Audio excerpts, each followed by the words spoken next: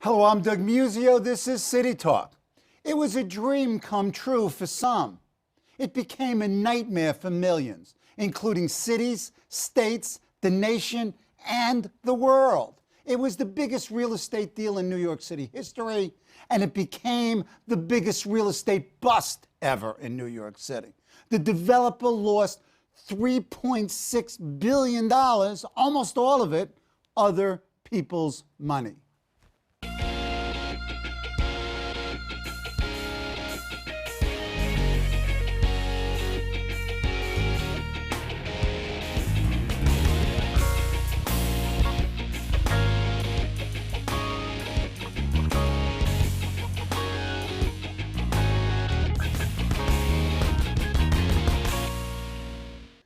It was the purchase of Stuyvesant Town-Peter Cooper Village in 2006. The developer was Tishman Speyer, and Charles Bagli tells its story and other people's money inside the housing crisis and the demise of the greatest real estate deal ever. Charles is the real estate, land use, zoning reporter for the New York Times, where he's observed and reported on all the big New York City land deals. He was there at the very beginning of the Stuytown story. Welcome. Thank you. Thank you for having me in this morning. Fabulous story, and it's still playing out. I mean, you know, you were relating that the latest contretemps at Stuytown occurred on Sunday, and what was it? Well, they've got bikini-clad sunbathers on the playgrounds, and some of the mothers who have little kids there are upset about this. But what I think that reflects is the two worlds that actually exist there. On the one hand, there are the tenants who have been there for years, decades. I mean, I've interviewed not only original tenants who moved in 1947, but also second and third generation. And then, you know, they're rent regulated. They played by the rules with MetLife, and now there are these other people who are paying far more.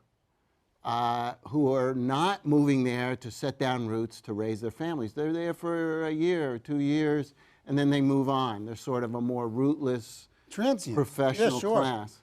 Okay. You begin the book on a particular date, on October 16, 2006, and the time was 5:01 in the conference room at the 7th floor of 50 Rock. Describe that meaning as both a material happening and as a metaphor. What's going on that day? Well, I think reflecting the fact that there was this real estate boom going on, and there was a lot of excitement. There was probably $50 billion that was amassed by different groups to try and buy Stuyvesant Town. So this little meeting at Rockefeller Center, you could see the spires of St. Patrick's out the window.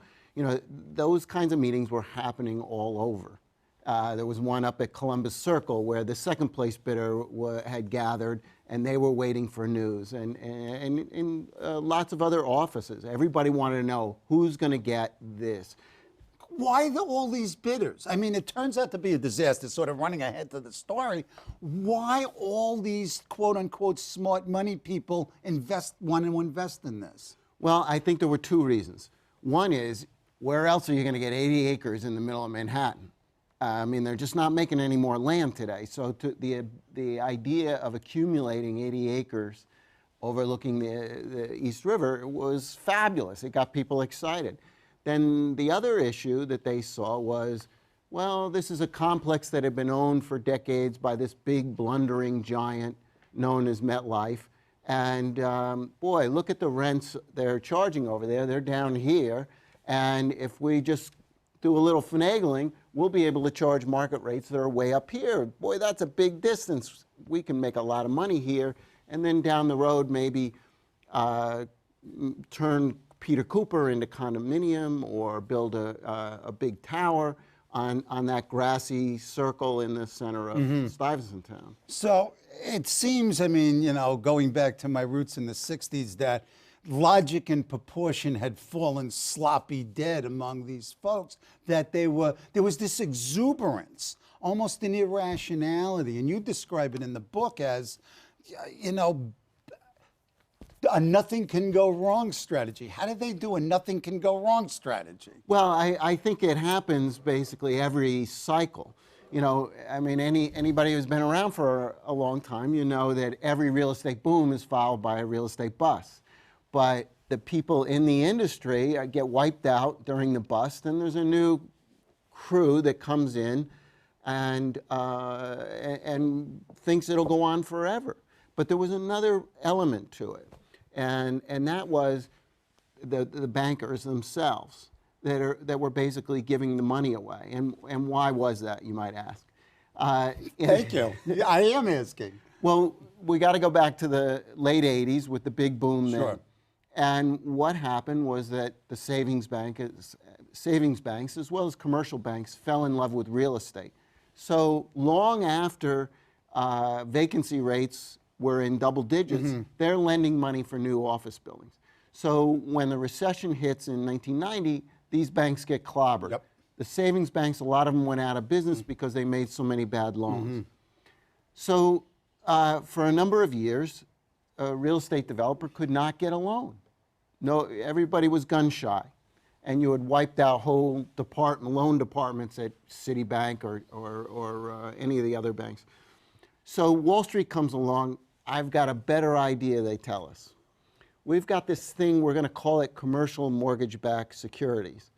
So what we'll do to get around some of those problems in the old days, we'll lend you the money and we'll get a fee for that. We'll get a really nice fee for giving you the mortgage. Then what we'll do is we'll take that mortgage and we'll get some other mortgages and pack them all into a bundle, and we'll sell it to investors.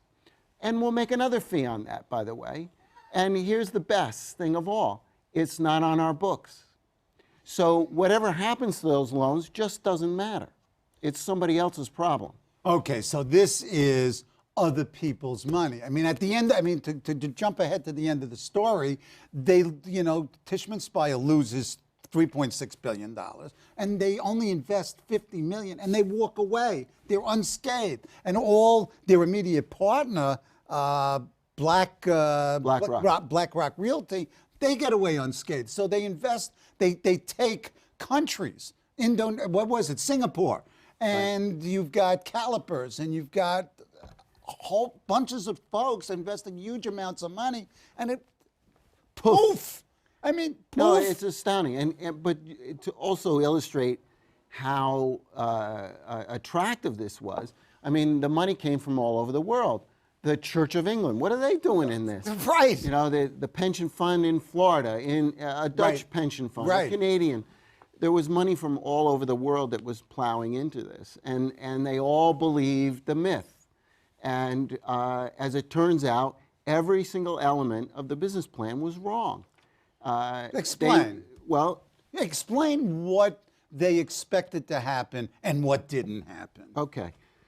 Not necessarily in order, but one of the things they look at, and they say, okay, the average rents are $1,300, $1,500 at Stuyvesant Town. And they say, well, look at this building that just went up at First Avenue and 21st Street. Right. Wow, the rents are much higher there. Well, if we just follow the law, the current laws in New York, the decontrol and luxury decontrol laws, and everything else, we can put, say, $100,000 into renovating the apartment. We'll be able to raise the rent by over $2,000 a month, and voila, it's deregulated. So you got to get rid of the tenants. You got to get rid of the tenants. So they were expecting that they would be able to turn over those apartments at a much faster rate than anybody had ever done in New York. And they were told, I mean, there were smart folks who said, you can't do this, and they were ignored. They were ignored. But then they were comparing Stuyvesant Town to that building on 21st and First Avenue. And they said, that's our comparable, and look at how much money we can make. So we'll be able to double revenue within 4 years or some short period like that. The only problem is, well, let's look at that building over there on 21st. Well, they got a doorman. They've got multiple bathrooms. They've got, everything is new. And then you wander over to Stuyvesant Town. What do you got? You've got apartments that are 60 years old, pipes 60 years old, no doorman, and no matter how many bedrooms you have, whether it's 1 bedroom, 2 bedroom, or 3 bedroom, you only have 1 bathroom.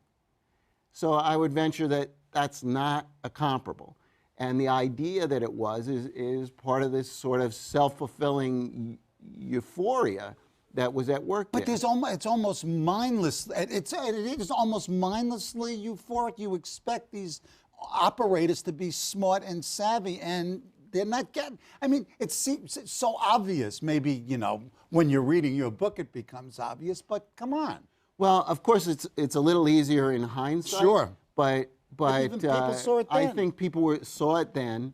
They were minority voices, it's sort of voices in the wilderness, because the entire culture was sort of hyped on this idea that there's a boom going on and it'll never end. You know, maybe they've cured recession and all of these things. Cured the business cycle, cured the boom I mean, and bust. all we have to do is read the magazines in the business sections, and that was the general attitude. There weren't a lot of Cassandras out there in the media. I mean, there were Cassandras. Most a lot of real estate professionals were looking at these numbers and said, this doesn't make sense. But there weren't a lot of consequences if you were wrong. Right. There was a big upset, a lot of profit if you were right, and if you were wrong, here's the keys to the complex, adios, and you leave the chaos behind. So in a sense, what they did was, it was rational that the upside, no matter what the odds were, was so high, and the downside personally in terms of their own wealth was so minimal that they could afford to, and if you will, act irrationally. Yes. I mean, take, for instance, Riverton, which is a sister complex to Stuyvesant Town. It was also built by MetLife at the same time, and we can get into the reasons why. Yeah, we will. But this building also sold in the same time period to a developer who quickly doubled the debt on the property, took out $60 million and put it in his pocket. His business plan didn't make any more sense than the one at Stuyvesant Town, and he runs out of money. So what does he do? Does he take that money out of his pocket and put it back into the building? No, he didn't. He said, adios. The building went into foreclosure, and it was sold, and it's operated by the lenders right now.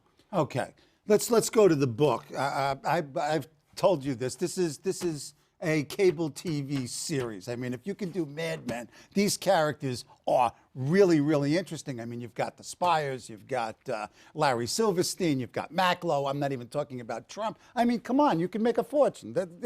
I mean, this is a pilot. I want to know who plays you in the movie. Well, he'd have to be young and handsome. Oh, so okay. We've got a short list. Ben Affleck. Ben Affleck, I'd go with that. That's one of the central. There are several central characters. You look at this sale as both a material event and Stuyvesant Town as a material place, but also as a metaphor. So you're not only looking at one real estate deal, but you're looking at this deal as a lens through this much larger phenomenon. So what was going on with the city administration? What was the Bloomberg administration doing at this time in terms of its policy responses, responding to the material event? Well, that's a good question. I mean, this phenomenon of big money private equity firms coming into New York and buying what could only be described as meat and potato apartment complexes. You know, they had always in the past been interested in glass and brass. Sure. Fancy office buildings, fancy condominium buildings. Yep. But here they were buying up properties, not only in Midtown Manhattan, but they're reaching into Harlem, they're going into the South Bronx, they're out in Queens. And they're buying up these kinds of things that they had never even ventured into before. Because these are mainly commercial property owners, and they're not used to dealing with residential. And I think you point that as one of the blinders walking into this. Well, real some estate. were and some weren't. Okay. I mean, there were residential operators that were playing the same games. But Tishman Speyer wasn't. Tishman Speyer was not they had built housing.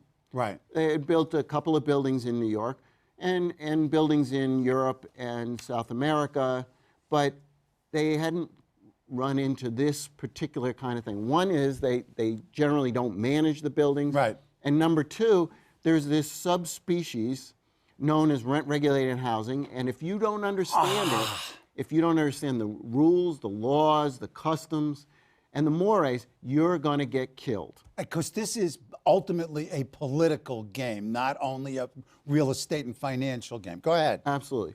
So I think there was a growing awareness in the city that there was a housing crisis, that not only poor people, but now middle-class people were finding housing hard to come by. And it was the idea of living in Manhattan was slipping through their fingers. So this, when this place was going up for sale, there was a huge hue and cry among tenant activists, among different kinds of people in the city that were concerned about trying to have a multi-income housing. And some of the political class joined in, Chuck Schumer. From the first day. Right. But Bloomberg's? But Bloomberg sat on his hands. He was on the sidelines. Initially, his people seemed to be sympathetic to the tenants, but very quickly they adopted the position that the mayor stated, which was he wasn't going to get involved in private transactions. And your response is in the book? That's nonsense. The city always gets involved in private transactions, and in fact had been involved in the Village with a similar complex, although nowhere near as big. And of course, the mayor is always intervening in the capitalist marketplace. He wants to hide cigarettes. He wants to ban sugary drinks. I'm not saying whether those things are good or bad. It's a fact that he, as an arm of the government, is intervening in the marketplace. Constantly, particularly with land use. I mean, you've got formal procedures, ULURP, et cetera. The government's all over the place. So this was his stated position. Now, some people think that he was trying to help out his favorite developers. Some people think that he was genuinely a laissez-faire guy, but of course that doesn't hold up. And there were people in the government, in the housing department, that looked at the numbers and said, this is unsustainable. These numbers just don't work. It's gonna be a disaster. Now, whatever the case, it doesn't really matter. Let's say that, you read this book and you say, well, it's good that the city never did get involved. And maybe that's the truth, but what could the mayor have done? And I think he could have done what he does day in and day out, whether it's talking about guns or sugar drinks or sports. He gets on his bully pulpit and he could have said, folks, this complex has been a jewel in the city's crown for 60 years. We want it to continue that way. MetLife didn't build this complex all by itself. It got a lot of help from the city. 1/5 of the land was city-owned land. It got a 25-year tax break. The property taxes were frozen at pre-demolition levels. That's enormously helpful, and they used eminent domain, one of the most powerful tools that a government has. I mean, there were 500 buildings there, residences, and, it's the gas house district. Real blighted housing, but people lived there. They lived there, and there were businesses there. There was a new Coca-Cola bottling plant. There were all kinds of businesses. When you look at the photographs, it doesn't look run down, but it is true that the population had fallen by half. And so there were about 11,000 people there. And LaGuardia had been very interested in trying to develop a swath of formerly industrial land and to put up housing. And he wanted the insurance companies and the savings banks to get into this. And try as he might, he couldn't get them interested until up jumps MetLife. But to come back to Bloomberg, Bloomberg could have gotten up and said, I think that some percentage of units here should be kept affordable to the middle class forever. And I call on MetLife to actually ask any bidders to do that. It would have dampened the bidding. You know, it would have to perhaps more sane levels, and it would have preserved some housing for the middle class. But doesn't the deregulation of the housing and the upscaling of the residents sort of fall into Bloomberg's notion of the city, certainly Manhattan and the river environs, as luxury city? I mean, doesn't that? I mean, his silence really conforms to his economic and philosophy and view of the city. No. Well, there is some Disagree consistency. with me. No, there is some consistency there. It's very interesting that right as the sale was taking place, Bloomberg came out and announced that they were going to build 5,000 units of housing for the middle class in Queens. And the argument that they were making was that we can build 2 units of housing in Queens, of affordable housing, for every 1 unit that we would have saved at Stuyvesant Town. Right. Well, the numbers have actually proven to be specious. That in this administration's specious numbers? Oh, Charles, come on. Well, the money that they're putting into Queens right now to this development is enormous. There were, you know, when they said, well, it'll only cost us $50,000 a unit to build in Queens versus $100,000 per unit at Stuyvesant Town, what they left out of the equation was the cost of land in Queens, the cost of remediation because it was a toxic site, brownfield, and of establishing the utilities. Sure. And then you're putting on a housing subsidy. Yep. So actually, it's always going to cost more to build new than it is to preserve old. Okay, so they buy it, and the market collapses, and they walk away. You said they take the key and they walk away. They walk away, and what happens? Well, but let me just stop you for a minute. Go. Stop me. I'll keep A lot of people say, well, it was an accident of timing, and that was the problem here. But let's look at the first year that the new owners were in command of Stuyvesant Town. That was 2007. So they start pushing the rents really hard. Any apartment that became vacant, they would renovate and then kick up the rents as high as they could. They sent out letters to all these so-called illegal tenants, engendered a lot of bad will because there were a lot of people that were legitimate tenants that got these things, and they were put through the ringer. Bring your bank statement, bring your pay stub, bring your this, bring your that. You had to hire a lawyer. It sometimes costs thousands of dollars to prove that you were a legitimate tenant. So what happens is they push the rents, they raise the rents so high that by the end of 2007, they had literally hundreds, more than 600 apartments that they couldn't rent. They found out what seemed to be impossible, that you can raise rents in Manhattan too high. Oh, and the other thing that this engendered, at least partially, was a real tenant opposition led by a character that we see over and over again in land use issues. We're seeing him right now in East Midtown, is Dan Garodnick. And you've got then you've got that J51 suit, which destroys Tishman Speyer because they illegally deregulated the apartments. So the political system sort of gets revenge. Talk about sort of the rise of the political opposition. Well, you've always had a tenant association at Stuyvesant Town, and they always got a lot of attention from politicians. Think about it. You've got 20 to 25,000 people living there. A lot of them vote. A very high percentage are voters. And they generally vote Democratic. So if you're a politician, if you're representing that area, you're going to listen to what they have to say. So from the 50s through today, they've always captured a lot of attention from politicians. And you have an active tenant association.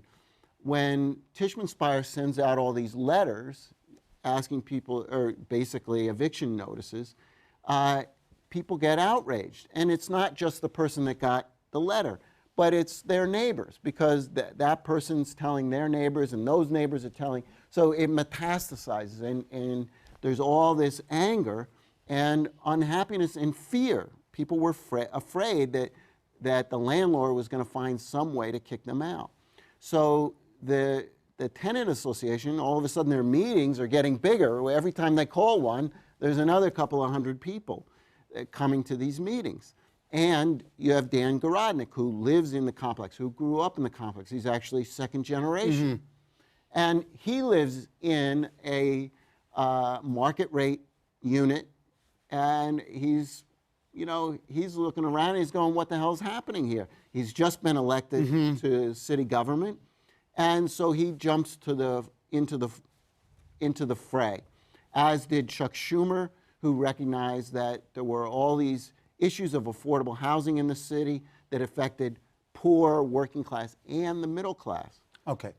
We've got a minute to go, and I've got too many questions. Okay. Real quick, current status. Change in management. You have CW Capital, who cuts down the trees and rips out all the landscaping, trying to drive out the tenants. What's the story right now? Where are we today? All right. Half the tenants, or half of the apartments there, are at or near market rate rents. What does that mean? That means they're charging about $4,500 for a 2-bedroom apartment. You got to think about that.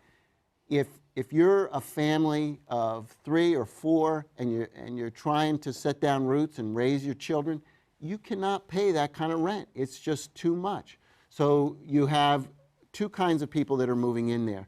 You have a lot of students, and they'll pack. If it's a 2-bedroom, there might be 3 or even 4 students in there, so that in combination they can afford the rents. There are also professionals, some of whom are only going to be there for a little while. There are other professionals who are moving in there, and they're trying to set down roots.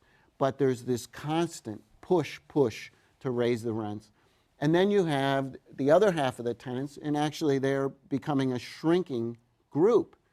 And these are people that have been there for a long time. Every time they die, every time they move out, that apartment is renovated. They're spending $85,000 to $125,000 to renovate the apartments and boost the rents. Last word.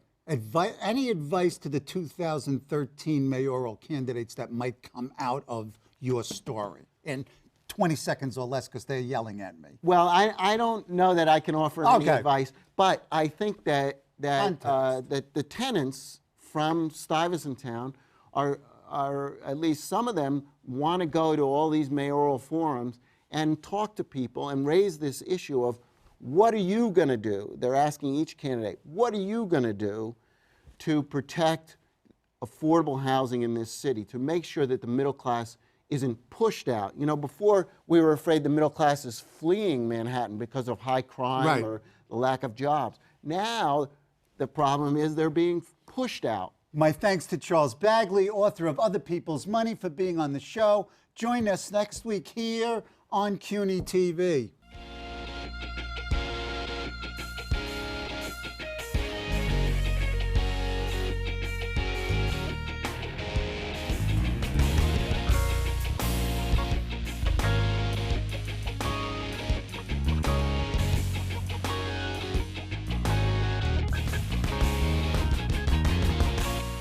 Hello, I'm Doug Muzzio.